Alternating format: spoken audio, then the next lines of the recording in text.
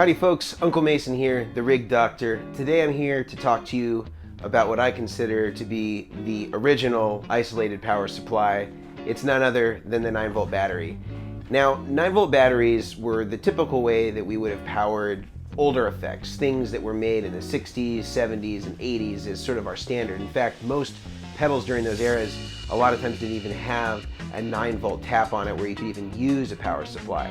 So the optimal way to power those, of course, and the design around them, of course, was all about using a 9-volt battery. Now, we've gone a long way from there, and all of our high current pedals now that we have, most of them couldn't even use a battery even if we wanted to. But a lot of our older style overdrive, distortion, wah, fuzz type devices actually, in my opinion, sound best on a carbon battery.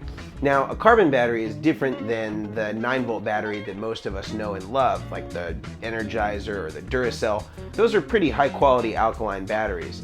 But the type of battery that I'm talking about is actually the cheap dollar store battery, the battery that most of us would never buy unless we needed to buy a battery fast on a budget. You wouldn't want to put it in a remote, you wouldn't want to put it in anything you needed to last a long time. But in pedals, they actually sound incredible in a lot of cases. I want to be clear though, I'm not recommending that people use 9-volt carbon batteries in anything other than overdrive, distortion, wah type devices. On most other pedals, it won't be a sonic benefit.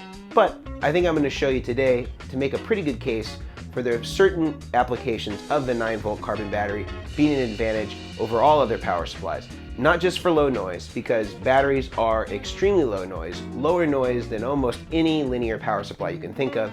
So let's go and check it out. His name is Mason Marangella. He builds rigs for the industry's top professionals. Now he's teaching guitarists how to build rigs like the pros, with DIY tips, easy mods, and all the tricks of the trade. His name is the Rig Doctor. Now, not only today are we going to learn about why carbon batteries may be a benefit for you in certain circumstances above what a normal isolated and regulated power supply might do. We're also going to learn about different products that will allow us to be able to use batteries effectively. One of the biggest complaints about batteries that people have is that they create a lot of waste, which is true. They also are a pain in the butt to use on a pedal board because normally you'd have to install a battery in all of the different pedals and then you'd have to remove the pedals and change the batteries every time you had a battery that died or failed. It's not that convenient to use. And there are some products that we're going to talk about later on, including one that I make called the Vertex Battery Power Supply, that allow you to really conveniently be able to use batteries on your pedal board synergistically with a normal regulated power supply. But we'll get to that a little bit later on. Also today, I'm going to be telling you about the differences between types of batteries like alkaline and carbon, and also tell you how those compare to a standard 9-volt power supply, regulated power supply, like a Voodoo Lab style or a True Tone like we would use on a lot of our pedal board builds. I'm also today going to show you why it's different when you have a sag control on a regulated power supply like is on the Voodoo Lab Pedal Power 2 very famously, and how that differs from a carbon battery and actually only presents you with half of the total picture of what a battery really does. So we're going to get to learn about all those things. I'm going to show you some graphs, I'm going to show you some videos so you get to see side by side how these things sound in a recording studio atmosphere when you're comparing a power supply versus a battery. Let's check it out. So the first thing I want to talk to you about today is what the difference is really when you're talking about a power supply versus a battery. Now, for most pedals, as I mentioned earlier, it's not going to make a bit of difference. In fact, it's probably worse for the pedal to use a battery than it would to use a high quality regulated power supply.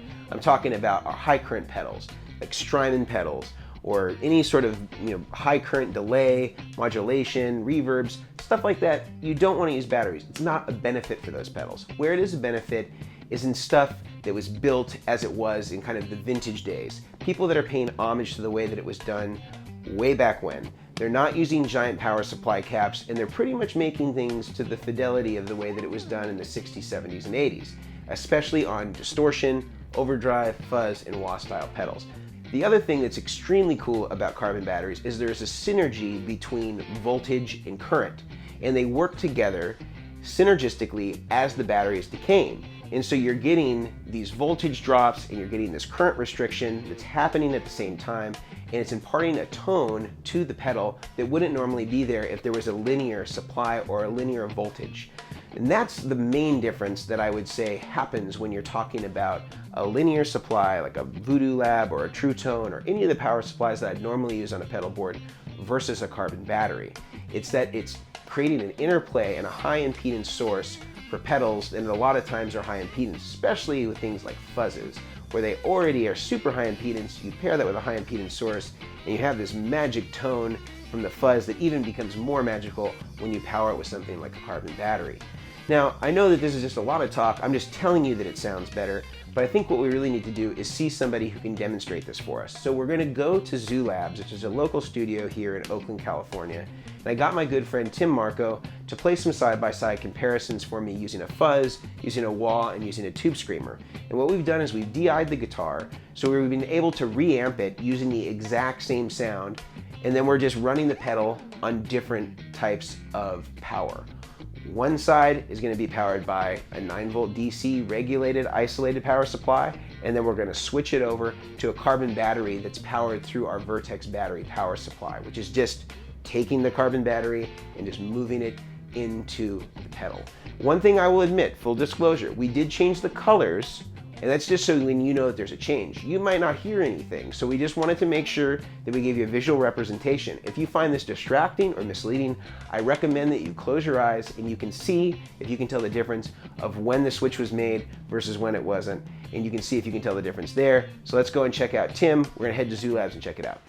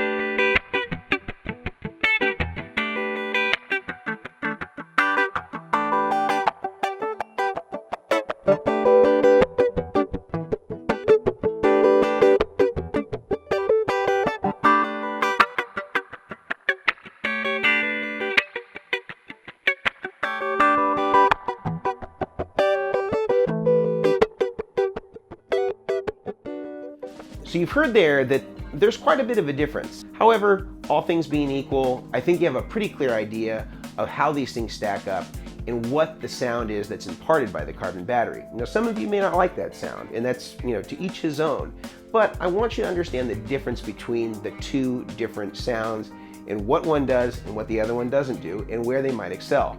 Now what I'm going to do is I'm going to show you a graph of how the voltage actually works internally inside of a carbon battery versus a DC regulated power supply that's producing 9 volts. I'm also going to throw alkaline in there because I want you to understand what the difference is and how kind of close a regular regulated power supply is and an alkaline battery is. They're pretty much very similar to each other in the way that they react with the pedal, and then carbon batteries are kind of like the polar opposite of those, where they're very inefficient. They don't really quite work as well, and they don't produce the voltage that the pedals require for very long of their life and pretty much die off very quickly, but that's part of the beauty of what they do and why they have the sound that they have. So let's check out this graph. I'm going to kind of walk you through the voltage over time using these different power sources. Let's see it. Here we have our graph of 9-volt discharge at 20 milliamps. We used a tube screamer boutique variant to do this test on, we have 3 different types of power supply: DC power supply, alkaline, and carbon battery. In this example, we went to see how long it would take for the power supply to reach 0. I should mention that none of these pedals were functional when we went below about 6 volts. At about 5.4, none of the pedals worked anymore. So any of the data below this imaginary line is not really relevant in the case of this pedal. However, we want it to be complete and show to what point it actually reached 0 volts, whereas the power supply itself will never reach 0 volts. This red line for DC power supply will be infinite. It always receives the correct voltage, 9.6 volts, irrespective of the environment. That's why it's an isolated, regulated power supply. Now, compared to the DC power supply, we have the 2 battery types, which is really what we care about today. Alkaline, you can see, starts at 9.6 and then slowly works its way down to 0 once it reached about 20 hours. And it was around 15 hours or so that it reached non-operability with the pedal. So in other words, the pedal would no longer function on that voltage, but the battery was still alive for 20 hours.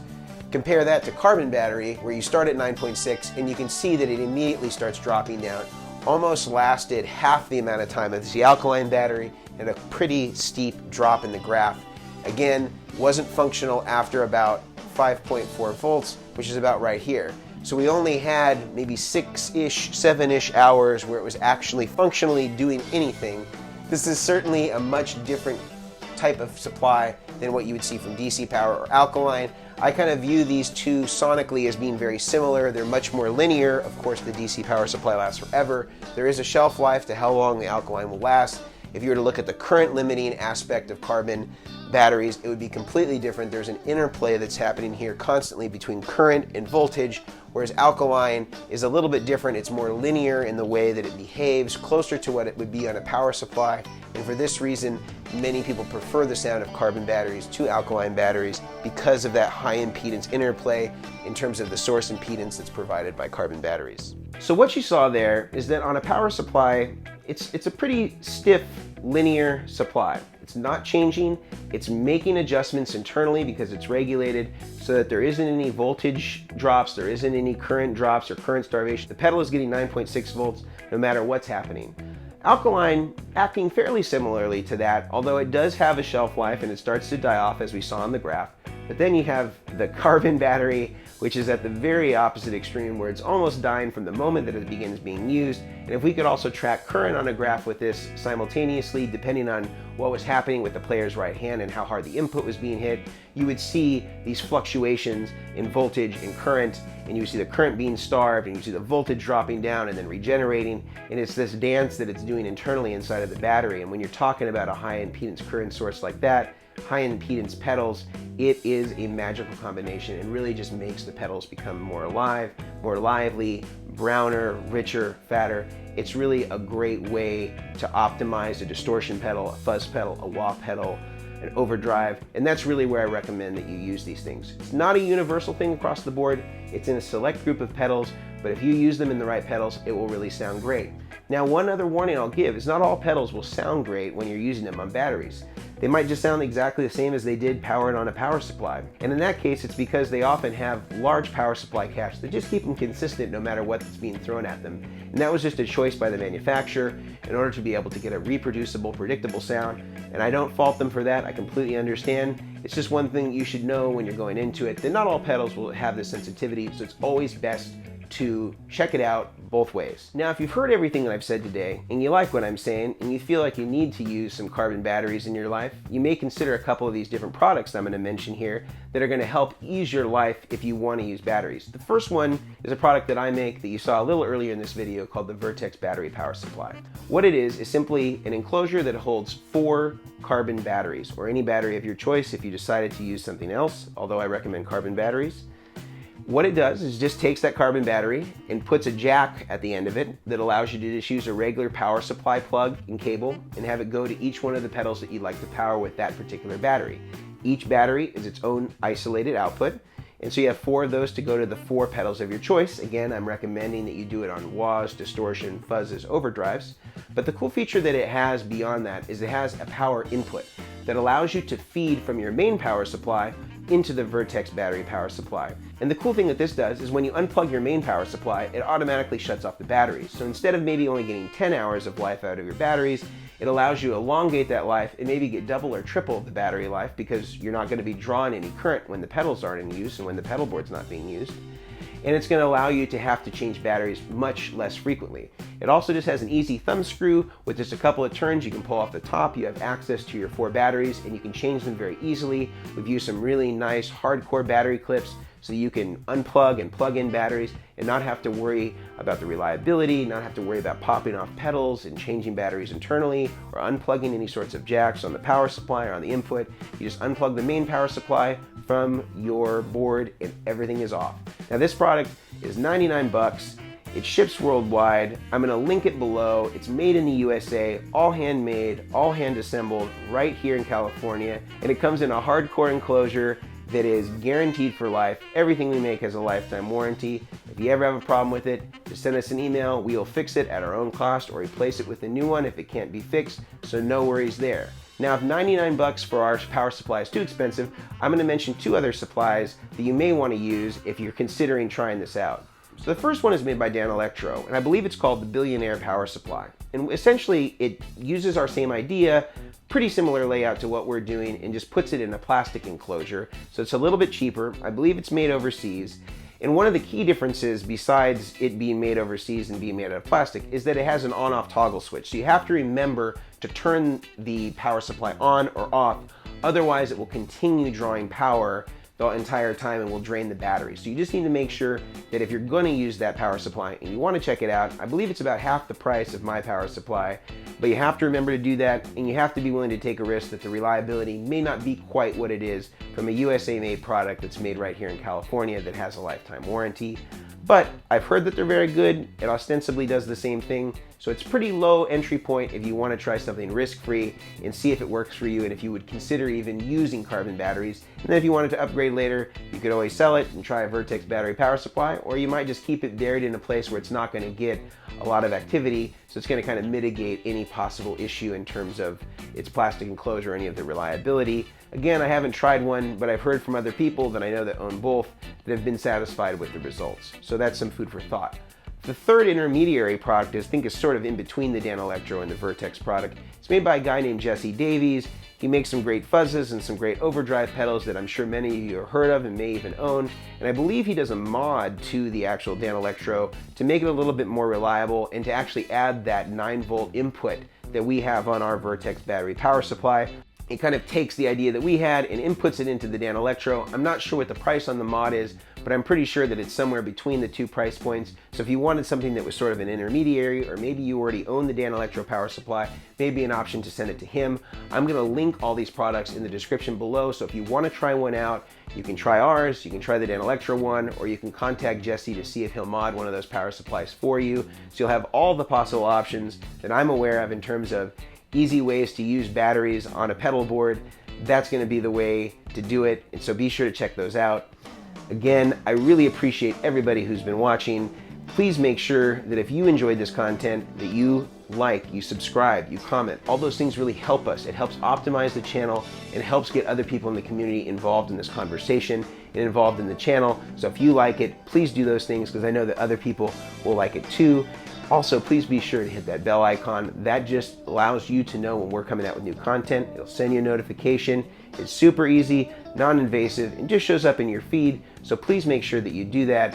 Again, I really hope that you learned today what some benefits were of a carbon battery and where there are some situations where you may want to use one in your distortion device, your overdrive device, your fuzz, your wah, and where it might play a factor in kind of shaping your overall tone by having a high impedance source powering one of your higher impedance pedals. So thank you again for watching. I'm Uncle Mason, the Rig Doctor. Until next time, adios.